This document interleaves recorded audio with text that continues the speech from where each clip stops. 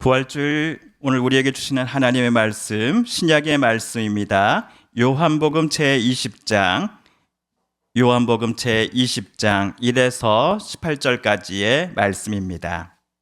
안식 후 첫날 일찍이 아직 어두울 때 막달라 마리아가 무덤에 와서 돌이 무덤에서 옮겨진 것을 보고 시몬 베드로와 예수께서 사랑하시던 그 다른 제자에게 달려가서 말하되 사람들이 주님을 무덤에서 가져다가 어디 두었는지 우리가 알지 못하겠다 하니 베드로와 그 다른 제자가 나가서 무덤으로 갈새 둘이 같이 다름질하더니 그 다른 제자가 베드로보다 더 빨리 달려가서 먼저 무덤에 이르러 구부려 세마포 놓인 것을 보았으나 들어가지는 아니하였더니 시몬 베드로는 따라와서 무덤에 들어가 보니 세마포가 놓였고 또 머리를 쌌던 수건은 세마포와 함께 놓이지 않고 딴 곳에 쌌던 대로 놓여 있더라.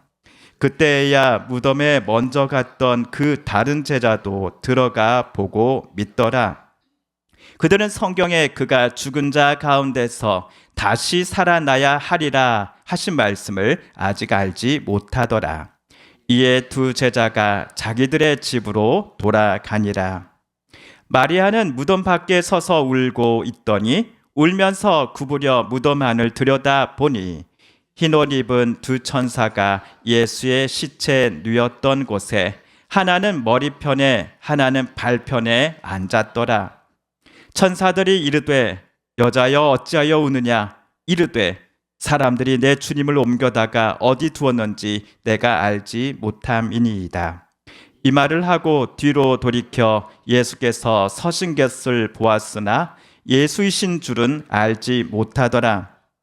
예수께서 이르시되 여자여 어찌하여 울며 누구를 찾느냐 하시니 마리아는 그가 동산지기인 줄 알고 이르되 주여 당신이 옮겼거든 어디 두었는지 내게 이르소서 그리하면 내가 가져가리이다. 예수께서 마리아야 하시거늘 마리아가 돌이켜 히브리 말로 라보니 하니 이는 선생님이라는 말이라. 예수께서 이르시되 나를 붙들지 말라. 내가 아직 아버지께로 올라가지 아니하였노라.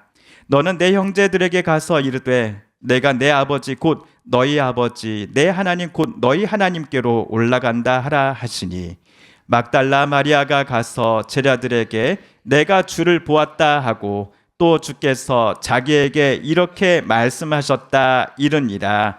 아멘. 이탈리아 현지 시간 1997년 4월 11일 밤 토리노 대성당에서 큰 화재가 있었습니다. 나무로 된 성당 내부가 모두 타버렸습니다. 성당 내부에 있었던 제단이라든지 제2예식에 사용됐던 값비싼 모든 물품들도 모두 다 전소되었습니다. 그런데 소방관들이 성당 안 성물함에 보관되어 있던 이것을 화마로부터 건져내고자 위험을 무릅쓰고 불길이 창궐한 성당 내부로 뛰어 들어갔습니다. 화재 당시 성물함은 원래 있었던 자리가 아닌 며칠 전 중앙재단 뒤편으로 옮겨져 있었습니다. 이 때문에 소방관들이 성물함에 다다르고자 한다면 성당 안으로 더 깊숙이 불길을 뚫고 들어가야만 했습니다. 가까스로 소방관들은 성물함에 도착했습니다. 그야말로 목숨을 건 작전이었습니다. 그리고 소방관들은 성물함을 감싸고 있던 삼중 방탄 유리를 도끼로 부수었습니다. 그리하여 거기에 보관되어 있던 이것을 꺼내어 무사히 성당 밖으로 가지고 나왔습니다. 그렇다면 이것은 도대체 무엇이었을까요? 정답은 세마포였습니다. 에이, 세마포 하나 건지려고 소방관들이 성당 내부가 모두 전소되고 있는 그 불길을 뚫어야 하는 위험을 무릅썼단 말입니까? 라고 생각하실 분도 계실 겁니다. 예, 맞습니다. 저도 그렇게 생각을 합니다.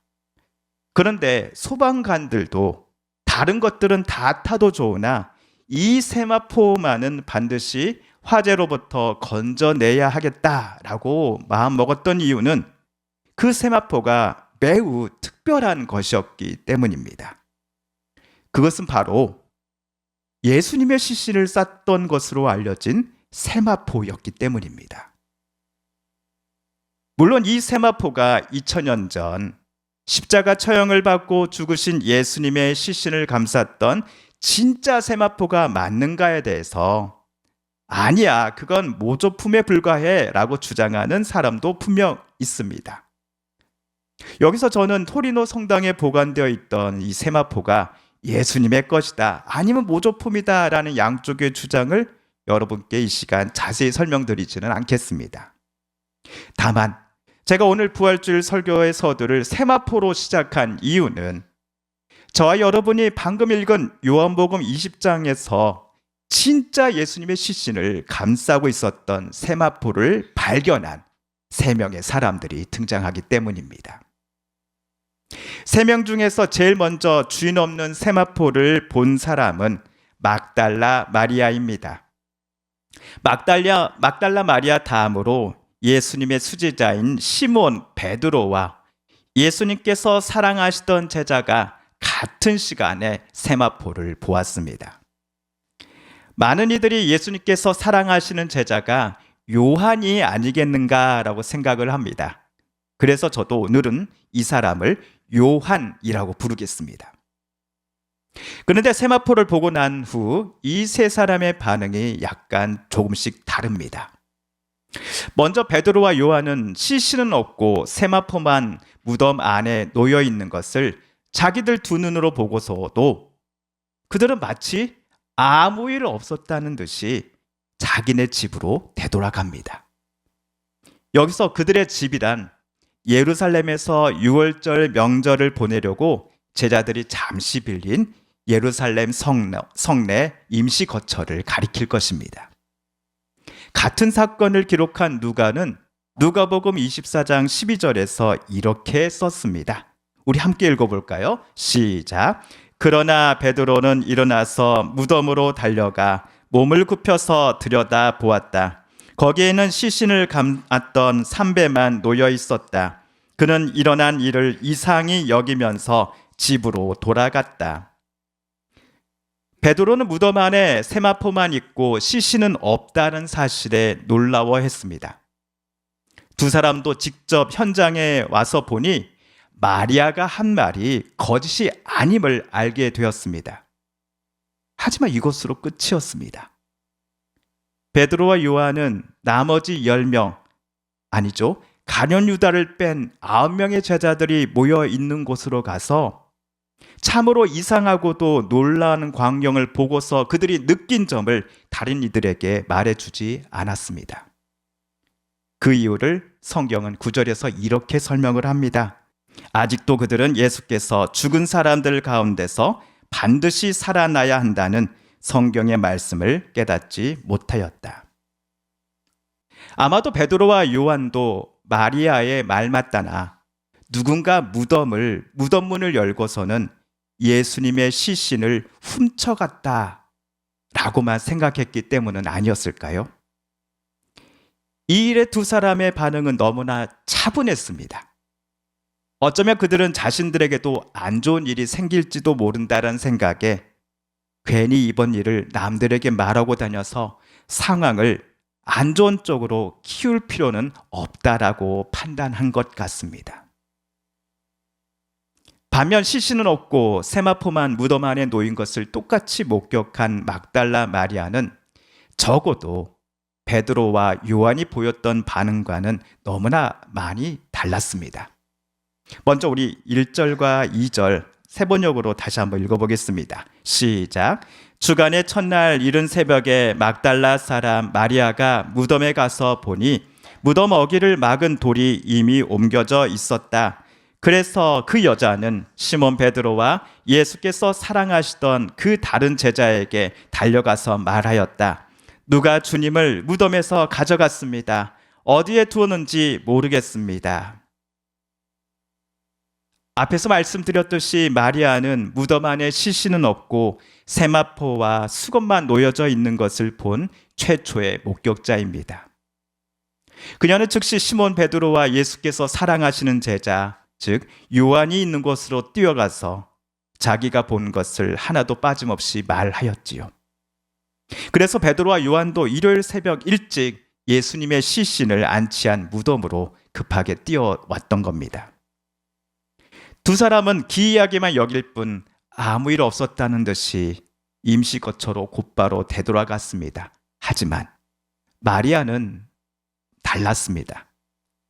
제자들과는 달리 마리아는 자기 집이 아니라 새벽에 이미 한 차례 들렸던 예수님의 무덤을 또다시 찾아갔던 겁니다. 마리아는 누군가가 예수님의 시신을 틀림없이 가져갔다라고 생각했습니다. 그래서 같은 날 또다시 무덤을 찾아갔을 때 무덤 밖에서 그녀는 흐느껴 울었습니다. 예수님께서 빌라도에게 사형 언도를 받으시고는 얼마나 힘겹게 무거운 십자가를 짊어지고 골고다 언덕에까지 올라가셨는지를 마리아는 가까운 거리에서 지켜보았습니다. 그리고 예수님께서 십자가 처형을 받으시던 날 막달라 마리아는 예수님의 어머니와 함께 십자가 근처에 서 있었습니다. 그래서 예수님의 두 손, 두 발에 대못이 박힌 채 십자가에서 6시간 동안 달려 계실 때 그분이 얼마나 괴로워하셨는지를 마리아는 십자가 근처에서 모두 지켜보았을 것입니다. 예수께서 차라리 빨리 숨을 거두셨으면 하는 마음으로 그날 마리아는 흐느꼈을 것입니다. 이토록 고통과 모욕, 조롱을 받으시고 죽으신 예수님이신데 오늘 그분의 시신에 향유를 붓고자 무덤에 찾아왔건만 무덤 안에 당연히 있어야 할 예수님의 시신이 보이지 않았습니다. 무덤 입구를 막던 돌이 옆으로 굴러가 있었습니다. 마리아는 처음엔 차마 무덤 안으로 들어가지 못했습니다. 다만 그녀는 직관적으로 예수님의 시신을 누군가가 가져갔다라고만 생각하였습니다. 좋은 목적이 아니라 안 좋은 목적으로 말입니다. 이번 일이 예수께서 고통스럽게 죽으셨건만 그의 시신을 함부로 다루면서 예수님이 돌아가신 후에도 그분을 모욕하려는 사람들이 벌인 일이다라고 마리아는 생각했을 것입니다. 그래서 또다시 무덤을 찾아갔을 때 마리아는 무덤 밖에서 흐느껴 울었습니다. 죽음 이후까지 이토록 모욕을 당하신 예수님을 위해 자기가 할 수 있는 일은 그저 우는 일밖에 없다는 것에 그녀는 너무나 슬펐을 것입니다. 그런데 이번 두 번째 방문에는 첫 번째와는 다르게 무덤 안으로 그녀는 들어갑니다. 막달라 마리아가 첫 번째로 예수님의 무덤을 찾아갔을 때 무덤 안으로 들어가지 않았기에 그녀가 이제서야 볼 수 있었던 광경이 하나 있었습니다. 이것을 베드로와 요한은 앞서서 보기는 했었지요. 6절과 7절 함께 읽어봅니다. 시작. 시몬 베드로는 따라와서 무덤에 들어가 보니 세마포가 놓였고 또 머리를 쌌던 수건은 세마포와 함께 놓이지 않고 딴 곳에 쌌던 대로 놓여 있더라. 시신을 감쌌던 세마포는 무덤 입구 쪽에 고이 놓여져 있었습니다. 또한 무덤 다른 쪽에 시신의 머리 부분을 나선형으로 돌돌 말린 채 감쌌던 수건이 흐트러짐 없이 놓여져 있었습니다. 이는 머리가 그대로 빠져나왔을 때나 가능한 일입니다. 만약 나쁜 마음을 품은 이들이 예수님의 시신을 훔쳐가고자 했다면 세마포와 수건을 감싼 시신을 그대로 가져갔을 겁니다. 시신을 꼼꼼하게 감싼 세마포를 완전히 벗겨내기에는, 그리고 잘 정돈되어 내려놓기에는 시간이 너무나 부족했기 때문이었겠죠. 적어도 도둑이 급히 시신을 훔쳐간 현장처럼은 보이지 않았던 겁니다. 오히려 매우 이상하고도 질서 있는 흔적들이 남아 있었습니다. 그렇다면 도대체 이런 광경이 어떻게 일어났다라고 성경은 우리에게 말해줍니까? 예수님께서 부활하셨기 때문입니다. 예수님이 죽은 자 가운데서 다시 살아나셨기 때문이었습니다. 물론 마리아도 앞선 베드로와 요한처럼 예수께서 죽음을 이기고 다시 살아날 것이다 라는 주님의 말씀을 당시에는 미처 깨닫지 못했음에 틀림없습니다. 만약 그녀가 예수님께서 반드시 부활하실 것이다 라고 하는 그 옛날의 말을 확신했었단다면 지금 무덤에 시신은 없고 세마포와 수건만 단정히 놓여져 있는 광경을 보았을 때부터 그녀는 살아계실 때 예수께서 하셨던 말씀처럼 그분은 진짜 부활하셨다라고 제자들에게 당장 뛰어가 말했을 겁니다. 그런데 마리아는 자기 등 뒤에서 본인의 이름을 부르는 낯익은 익숙한 목소리를 듣게 됩니다. 그러자 그녀는 즉각 그 목소리의 주인공이 예수님이신 줄 알고서 뒤를 돌아보아 그분을 라보니라고 불렀습니다. 그리고 부활하신 예수님의 명령을 전달받은 마리아는 제자들에게 찾아가 이렇게 외쳤습니다. 내가 주를 보았습니다. 주님께서 나에게 이런 말씀을 하셨습니다. 예수님은 오늘 분명 다시 살아나셨습니다. 부활하셨습니다. 내가 이 일의 증인입니다. 라고 말이죠. 성도 여러분의 가족분이나 지인분들 중에 어떤 분들은 나에게 예수님께서 직접 나타나 말씀하시고 내가 원하는 바 기적들을 행하여 주신다면 나는 예수님이 부활하셨다라고 믿을 거예요 라고 말씀하시면서 그때까지는 나 예수 안 믿어 라고 하시는 분들 계실지도 모릅니다. 이렇게 말씀하시는 분들의 입장이 저는 충분히 이해가 가는 것이 오늘 무덤에서 주인을 잃어버린 세마포와 수건이 단정히 개어져 바닥에 놓여져 있는 광경을 베드로와 요한 그리고 마리아까지 세 사람 모두 보았음에도 그들 모두는 처음에 이 광경을 예수께서 부활하셨다라는 사실과 연결시키지 못했다라는 점 때문입니다. 1978년 토리노 성당에 보관되어 있던 이 세마포에 대한 과학 정밀 조사가 있었습니다. 그리고 1980년 6월경 프랑스의 한 잡지사는 다음과 같은 질문을 가지고 설문조사를 했다라고 합니다. 지구의 파멸이 시작되었을 때 우주선에 딱 하나의 보물만 싣고 갈 수 있다면 당신은 무엇을 택하겠는가? 예술가, 과학자, 종교 지도자 중 이 전 세계 저명 인사 100명을 대상으로 진행한 조사에서 대망의 1위는 예수님의 시신을 감쌌다고 추정되는 바로 토리노의 세마포였습니다. 설문조사의 응답자의 대부분이 인류에게 가장 소중한 가치는 예술적 완벽함보다는 생명과 구원의 소망에 있다라고 믿고 있음을 설문을 주관한 잡지사는 이번 설문 응답의 의미라고 발표를 했습니다. 물론 이 세마포가 생명과 구원의 힘을 갖고 있다고 생각한 응답자가 있었을지도 모르겠습니다. 그러나 응답자 대부분은 그 세마포가 예수님의 시신을 감싸기 위한 목적으로 사용된 것임도 잘 알고 있었겠죠. 세마포는 여러분 죽은 자를 위한 것입니다. 그런데 그 세마포는 금요일 오후부터 일요일 새벽까지를 제외하고는 더 이상 예수님께 필요치 않았습니다. 세마포는 그야말로 주인을 잃어버린 겁니다. 왜냐하면 예수께서 부활하셨기 때문입니다. 다시 사신 분, 살아 숨을 쉬고 있는 분에게 세마포는 필요하지 않는 것이기 때문입니다.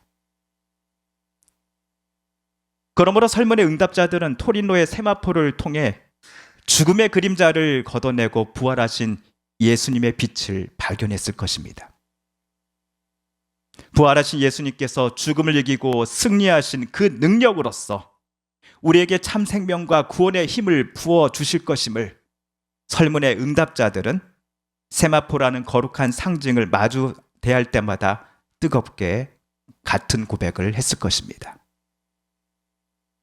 이런 설문 응답자들의 고백이 오늘 2026년 이곳 서부면에서 부활주일 예배를 성삼위 하나님께 올려드리는 저와 여러분의 고백이 되었으면 좋겠습니다. 성도 여러분, 우리가 토리노의 세마포를 직접 보지 못했고 우리 곁에 그 유물이 없다 하더라도 저와 여러분은 성령의 도우심으로 예수님을 나의 주, 나의 하나님으로 고백을 합니다. 또한 죽음의 권세를 이기고 사흘 만에 부활하신 주님으로 그 믿음을 우리는 선포합니다.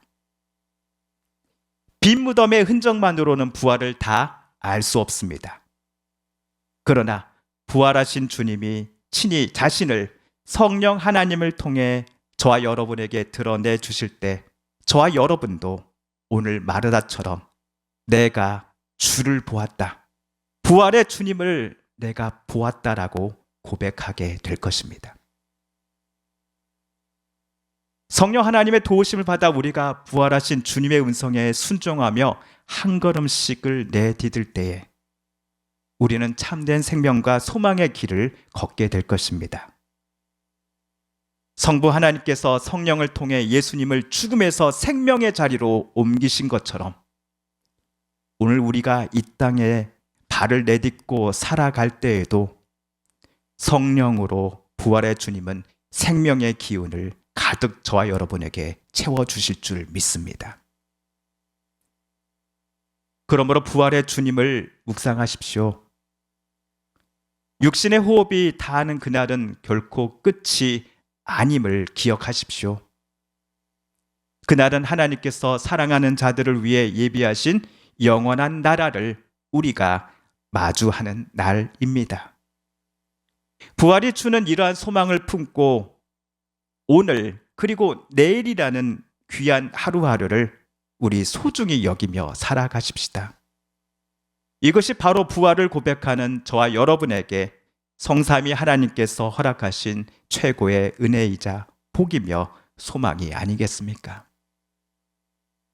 마지막으로 이러한 부활의 은혜와 소망을 찬송가 가사로 고백한 우리 찬송가를 함께 부르며 오늘 말씀 묵상을 마치고자 합니다. 찬송가 484장인데요. 1절과 4절을 우리 피아노 반주에 맞춰서 함께 부르며 오늘 말씀 묵상을 마치고자 합니다. 부활의 은혜와 소망을 찬송가 가사로 고백한 찬송가 484장 1절, 4절 우리 함께 부르겠습니다.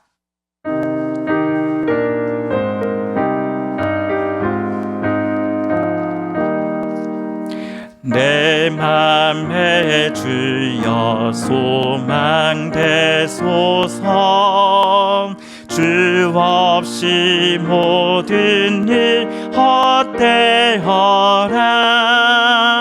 밤에나 낮에나 주님 생각, 잘 때나 깰 때 함께 하소서. 4절입니다.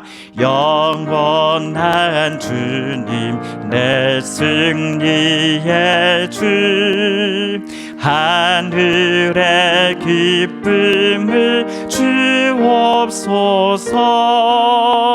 어떠한 고난이 닥쳐와도 만유의 주여 소망되소서. 아멘. 기도하겠습니다. TV CF, 라디오 CM, 선거 홍보 영상, 기업 홍보 및 기록 영화를 전문으로 기획, 촬영하여 제작하는 산여울 기획은 1등 제품을 2등 가격으로 공급합니다. 산여울 기획.